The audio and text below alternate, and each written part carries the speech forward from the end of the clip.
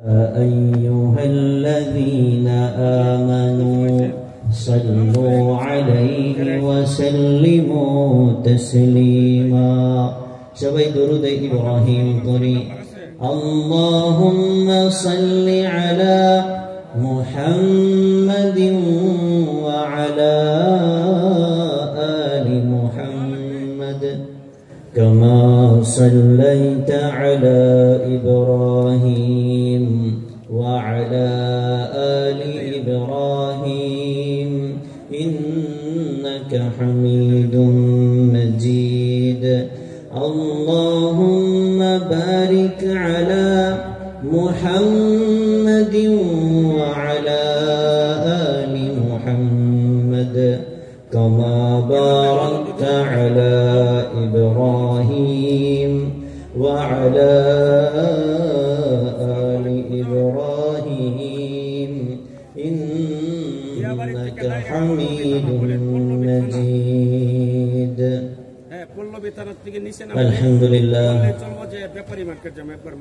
জামিয়া আব্দুল বাসিত নূরে Medina মাদ্রাসা কর্তৃক আয়োজনে আয়োজিত দ্বিতীয় 2 দিন ব্যাপী ওয়াজ ও দোয়া মাহফিলে সম্মানিত সভাপতি সাহেব এবং আমার সম্মুখপানে নিবেদিত ইসলাম প্রিয় দিন প্রিয় মুসলমান ভাইয়েরা, আল্লাহ পাক রব্বুল আলামিনের দরবারে লাখ কোটি শুকরিয়া যে আল্লাহ পাক রব্বুল আলামিন আমাদেরকে এই ফিতনার সময় দিনের বাগানে রহমতি বরকতি সামিয়ানার নিচে বসে দিনের কিছু কথা শুনবার বলবার তৌফিক দান করলেন। এই জন্য আমরা মহান আল্লাহ পাক রব্বুল আলামিনের দরবারে কালিমাতুশ শুকর আদায় করে সবাই জোরে সোরে বলি আলহামদুলিল্লাহ।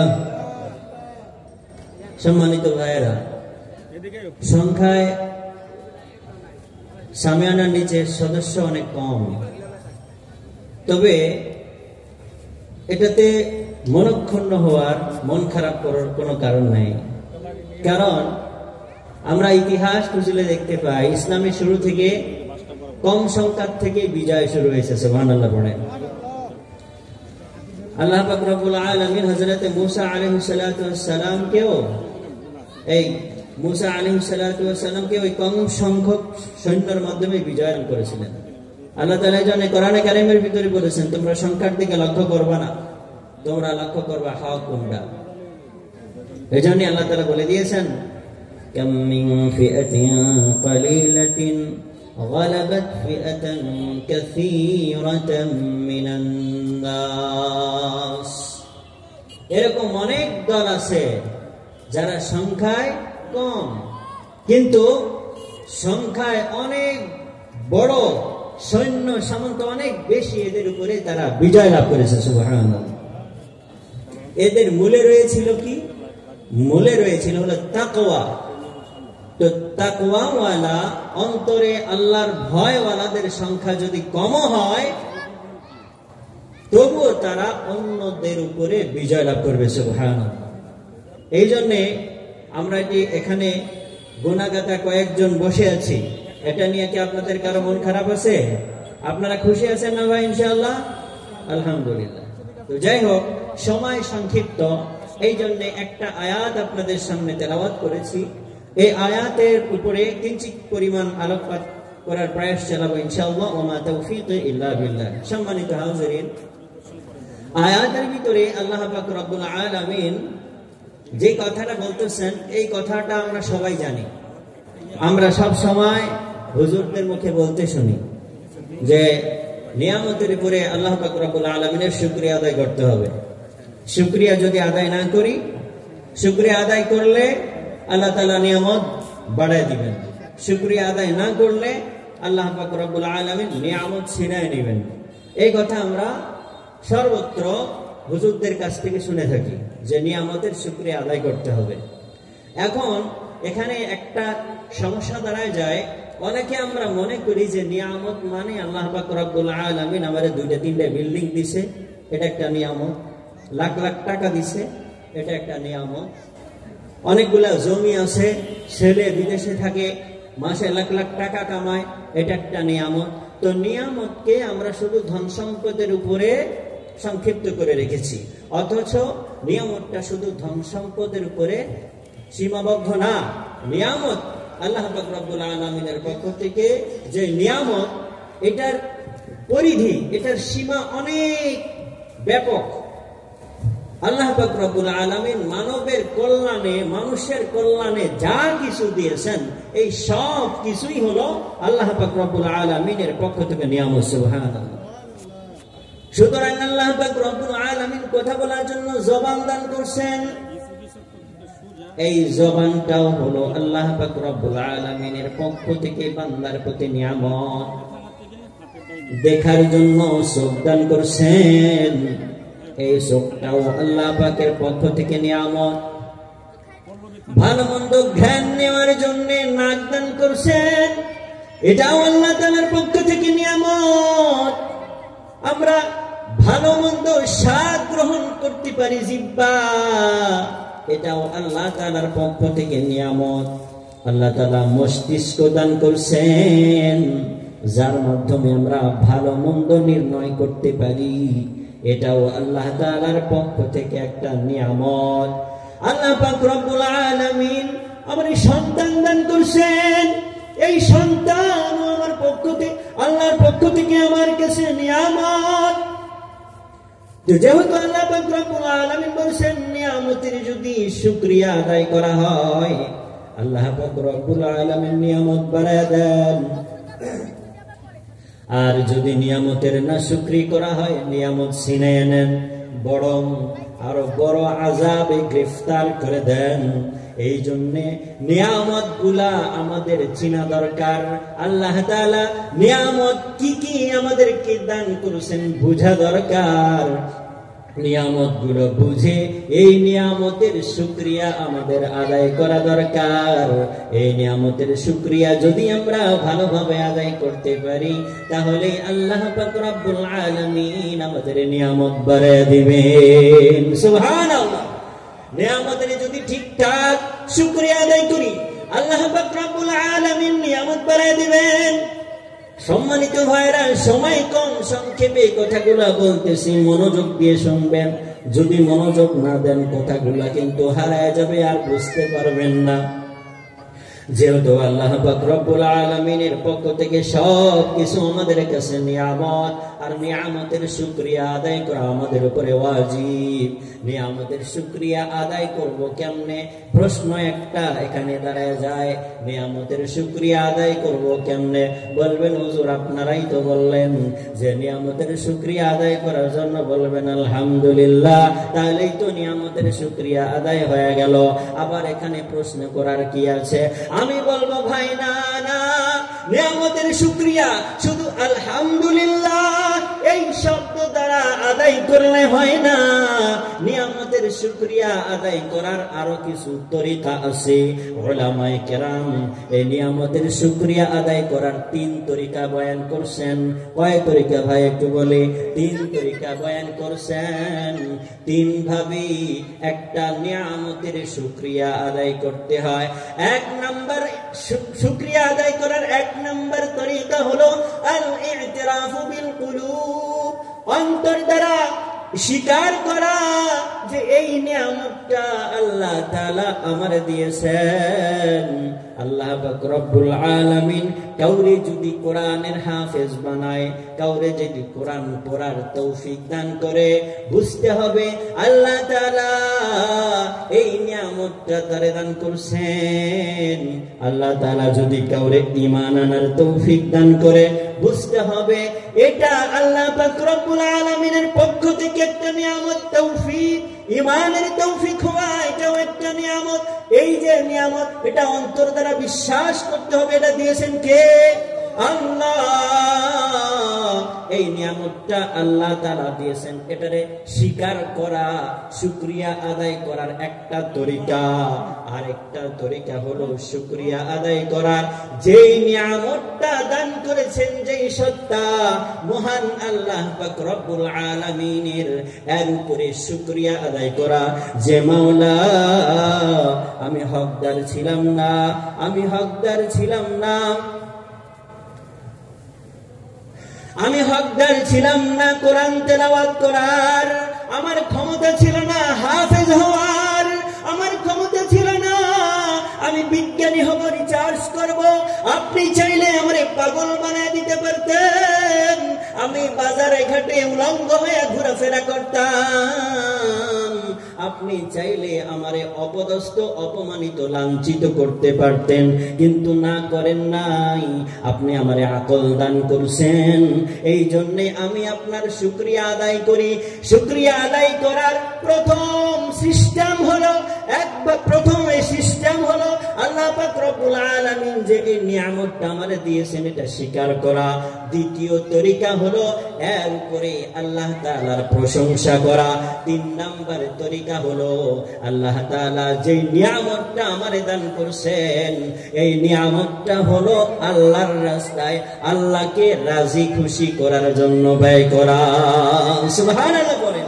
আল্লাহকে রাজি খুশি করার জন্য আল্লাহ তাআলার দেওয়া নিয়ামতকে ব্যয় করা। আল্লাহ তাআলা আকল দিয়েছেন, এই আকলের শুকরিয়া আদায় কেমনে হবে? এই আকলটাকে যদি আমি আল্লাহর রাস্তায় ব্যয় করি, আখিরাতের জন্য ব্যয় করি, তাহলে এই আকলের শুকরিয়া আদায় করা হবে। এই আকল দ্বারা যদি দিনের কাজ করি, আকলের শুকরিয়া আদায় করা হবে। কিন্তু এই আকলটা যদি নাস্তিকের কাজে ব্যয় করি, তাহলে এই আকলের শুকরিয়া আদায় হবে না, এটা আকলের নাফরমান হবে, এটা না শুকরিয়া আদায় করা হবে। আল্লাহ তাআলা নারাজ হয়ে যাবেন। আল্লাহ তাআলা বলেন, নিয়ামতের শুকরিয়া আদায় না করলে আমি বড় নারাজ হয়ে যাব। ইন্না আযাবি লাশাদীদ। ও আমার বান্দারা, নিয়ামতের যদি শুকরিয়া আদায় না করো তাহলে জেনে রাখো আমার আযাব বড় কঠিন।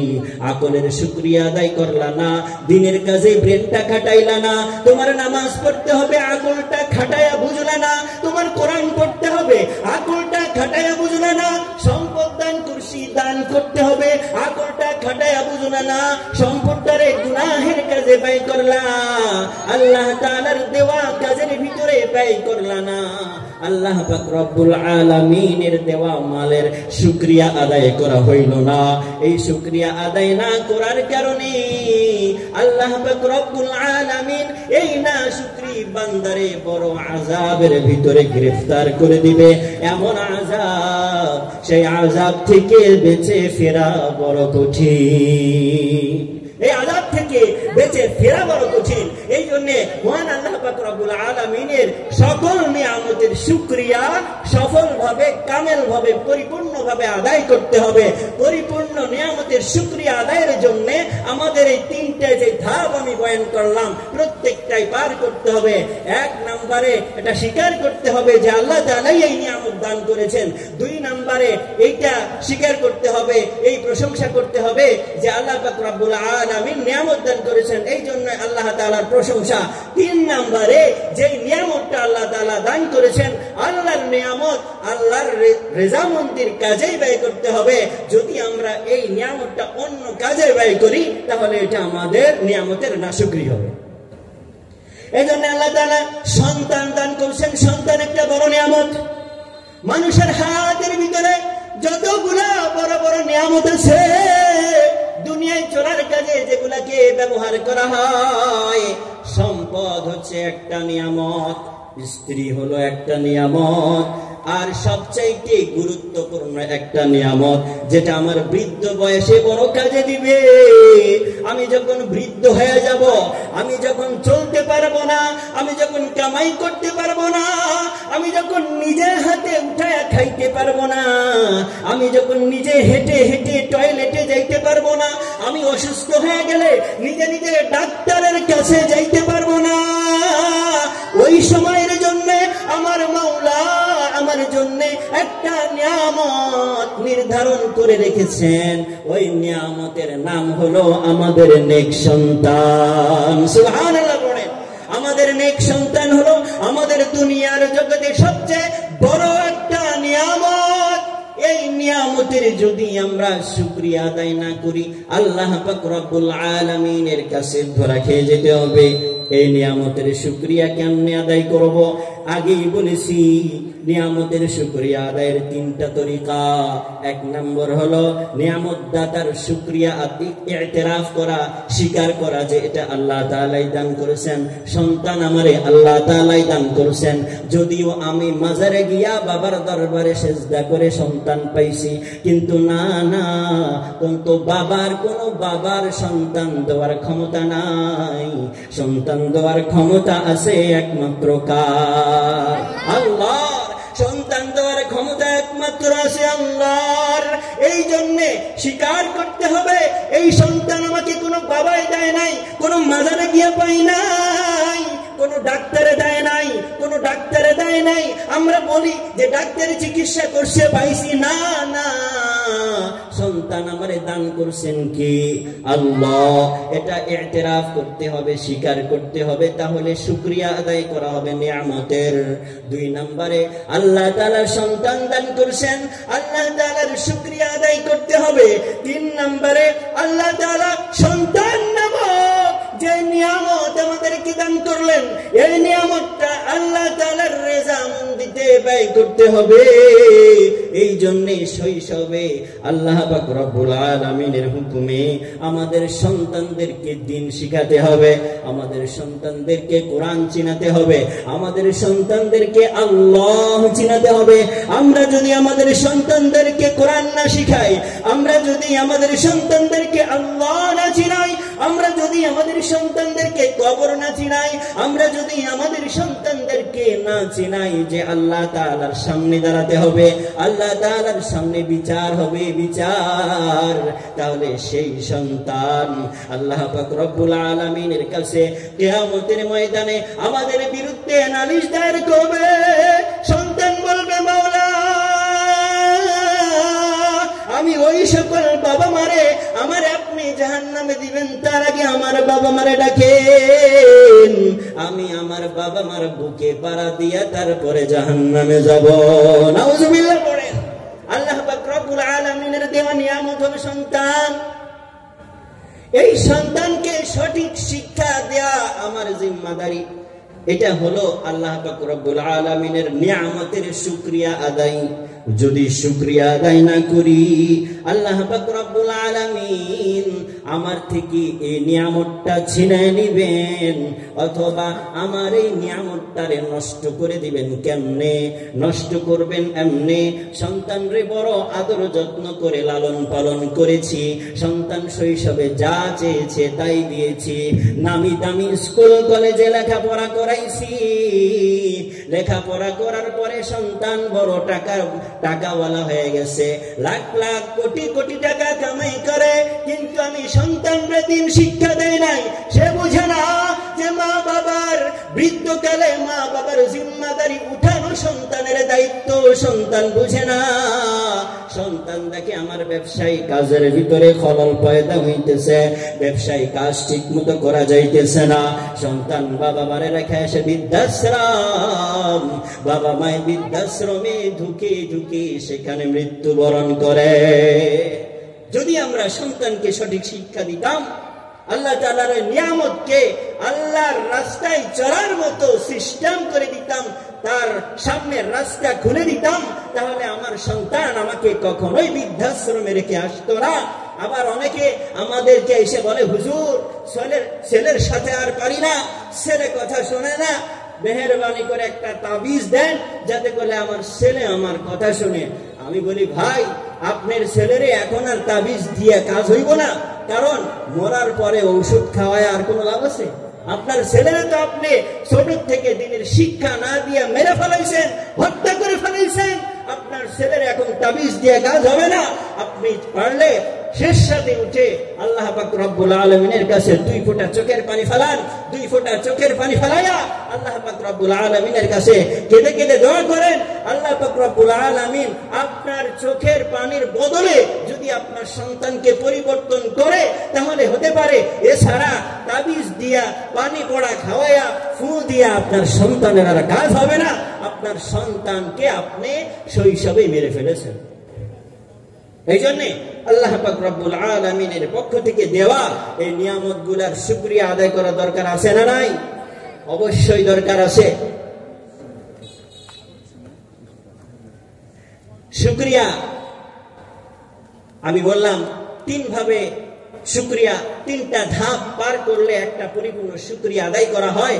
যদি এই তিনটা ধাপের একটু কম থেকে যায় তাহলে কিন্তু শুকরিয়াটা পরিপূর্ণ হয় না। ও আমার ভাইরা, শুকরিয়া যদি আদায় না করি আল্লাহ পাক রব্বুল আলামিনের, তাহলে আমাদের সব নিয়ামত ছিনায় নেবে। আমাদের নিয়ামত শুধু সম্পদ না, আমাদের নিয়ামত আমাদের ব্রেন, আমাদের নিয়ামত আমাদের সন্তান, আমাদের নিয়ামত আমাদের সব কিছু আল্লাহ পাক রব্বুল আলামিন নাশুকরি বান্দার সব কিছু কেড়ে নেন। এই যে কোরআনে কারীমের ভিতরে একটা ঘটনা আল্লাহ পাক রব্বুল আলামিন বর্ণনা করে বান্দাদেরকে বুঝাইতেছেন। ও আমার বান্দারা, একটু খেয়াল করে শোনো আর বুঝো যে বনি ইসরাইলে দুইজন ভাই ছিল। সময় সংক্ষেপ, এই জন্য আমি সংক্ষেপে শেষ করে দিতেছি। বনি ইসরাইলে দুইজন ভাই ছিল। আল্লাহ পাক রব্বুল আলামিন তার বাবার মাধ্যমে দুই ভাইয়ের অনেক সম্পদ দান করেছেন। এক ভাই কাফের হয়েছে, আরেক ভাই হয়েছে মুসলমান। মুসলমান হয়ে যাওয়ার পরে ওই ভাইটা আল্লাহর রাস্তায় খরচ করতে করতে তার সম্পদটা অনেক কমে গেছে। আর আরেক ভাই আল্লাহর রাস্তায় দান করে নাই, তার বাগানটাকে সে হেফাজত করছে, তার ফলে তার সম্পদ বেড়ে গেছে। এখন কাফের এর সম্পদ বেড়ে গেছে, এ মুসলমান ওই ভাইটার উপরে অহংকার করে বলে যে আল্লাহ পাক রব্বুল আলামিন আমি যদি কিয়ামতের দিন দাঁড়াই তাহলে আমি আল্লাহ পাক রব্বুল আলামিনের কাছেও বড় মর্যাদাবান হব। আর আমি বিশ্বাস করি না যে এই যে বাগান আল্লাহ পাক রব্বুল আলামিন আমাকে দান করেছেন, দুইটা আঙ্গুরের বাগান তাকে আল্লাহ পাক রব্বুল আলামিন দিয়েছিলেন। আঙ্গুরের বাগান মাঝখানে চতুর্দিক দিয়ে খেজুর গাছ ছিল, সুন্দর সুন্দর খেজুর আসতো, মাঝখানে আরো ফসল আদি ছিল, সুন্দর সুন্দর ফসল ফলতো, মাঝখান দিয়ে নদী ছিল, নদীর পানি ছিল সুন্দর, ওই পানি দ্বারা সে সুন্দর করে আবাদ করতে পারত। এক সময় তার ভিতরে অহংকার চলে আসলো, আল্লাহ পাক রব্বুল আলামিনের দানের কথা সে ভুলে গেল। সে বলতেছিল যে আমার এই বাগান কখনো ধ্বংস হবে আমি বিশ্বাস করি না, আর আমি এটাও বিশ্বাস করি না ওয়ামা আযুন্নু আন তাবিদা হাযিহি আবাদা, আমি এটা বিশ্বাস করি না যে আমার এই বাগান কখনো ধ্বংস হবে। আবার আমি এটাও বিশ্বাস করি না যে কিয়ামতের ময়দানে আল্লাহর কাছে দাঁড়াতে হবে। যদি আমি আল্লাহর কাছে দাঁড়াই তাহলে এই যে দুনিয়ায় আমার মান মর্যাদা আছে, ক্ষমতা আছে, লোকবল আছে, দলবল আছে, এর বিনিময়ে আমি কিয়ামতের ময়দানে আল্লাহর ওখানেও ভালো স্থান পাবো, ভালো মর্যাদা পাবো। এই মুমিন ভাইটা নসিহত করে বলেছিল, ভাই অহংকার করো না, অহংকার করো না, দুনিয়া আল্লাহ তাআলা তোমারে দিয়েছে, অহংকার করো না, শুকরিয়া আদায় করো।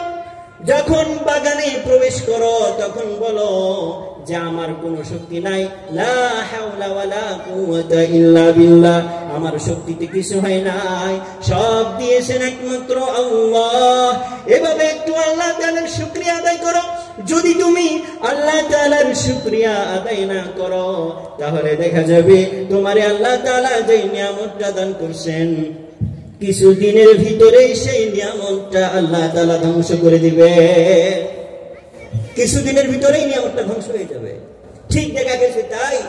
কিছুদিন পরে আল্লাহ পাক রব্বুল আলামিন আসমান থেকে এমন একটা ওয়াবাল তার বাগানের উপরে পৌঁছেছে যার ফলে তার সমস্ত ফসল নষ্ট হয়ে গেছে। আঙ্গুরের যে মাচান ছিল, মাচানটা নিচে পড়ে গেছে। নদীতে যে পানি ছিল এই পানিটাও নিচে নেমে গেছে।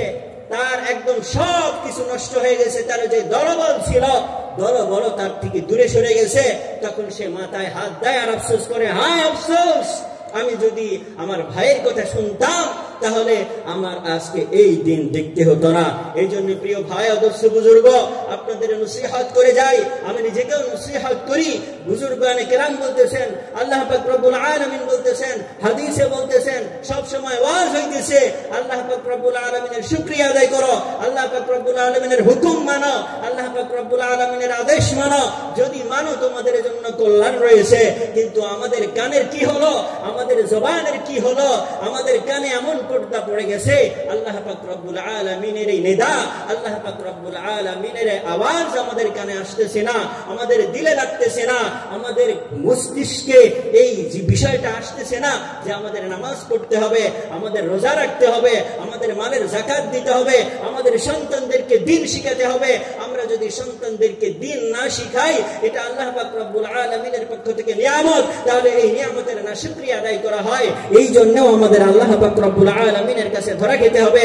আল্লাহ পাক রব্বুল আলামিন আমাদের নিয়ামতের কদর করার তৌফিক দান করুন। সবাই বলে আল্লাহুম্মা আমিন। ওয়া আখিরু দাওয়ানা আনিল হামদুলিল্লাহি রাব্বিল আলামিন। আসসালামু আলাইকুম ওয়া রাহমাতুল্লাহি ওয়া বারাকাতুহু। ওয়া আলাইকুম আসসালাম। মাশাআল্লাহ, হযরত অতি অল্প